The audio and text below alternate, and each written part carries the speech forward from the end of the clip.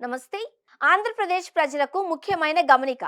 Ration card application service ఛార్జీలు పెరిగాయి. Ration card సేవా రుసుము, సర్వీస్ ఛార్జీలను పెంచారు.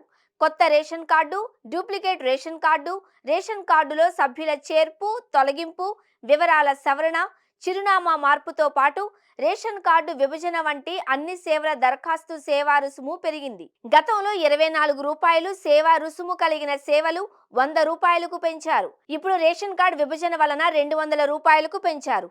మీ సేవ, స్వర్ణగ్రామ వార్డు కార్యాలయం, సిటిజన్ పోర్టల్, వాట్సాప్ గవర్నెన్స్ ద్వారా వివిధ రకాల రేషన్ కార్డు సేవలు అందుబాటులో ఉన్నాయి.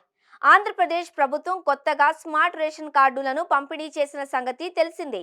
అయితే ఏపీ ప్రభుత్వం సర్వీసు ఛార్జీలు పెంచుతూ తీసుకున్న తాజా నిర్ణయంతో కొత్త రేషన్ కార్డు దరఖాస్తులు, డూప్లికేట్ కార్డు తీసుకోవడానికి, రేషన్ కార్డులో తప్పులు సరిచేసుకోవడానికి, కొత్త సభ్యులను చేర్చడం, ఉన్నవారిని తొలగించడం, అడ్రస్ మార్పు, రేషన్ కార్డును విభజించడం వంటి ఆయా సేవలకు సర్వీసు ఛార్జీలు అమలవుతాయి.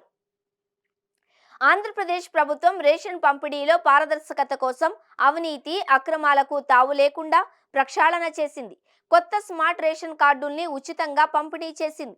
అలాగే గతంలో ఉన్న రేషన్ డోర్ డెలివరీ వ్యవస్థను రద్దు చేసి రేషన్ షాపుల దగ్గరకు వెళ్లి ప్రజలు సరుకులు తీసుకునేలా పాత విధానాన్ని అమలు చేస్తోంది.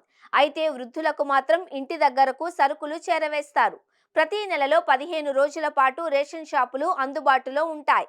అలాగే ఉదయం, సాయంత్రం రేషన్ షాపులు అందుబాటులో ఉంటాయి. ఏపీలో రేషన్ కార్డులు ఉన్నవారికి బియ్యంతో పాటుగా రాగులు, జొన్నలు, గోధుమ పిండిని కూడా తక్కువ ధరకే అందిస్తున్నారు. గోధుమ పిండిని కిలోకు కేవలం 20 రూపాయలకే అందిస్తున్న సంగతి తెలిసిందే.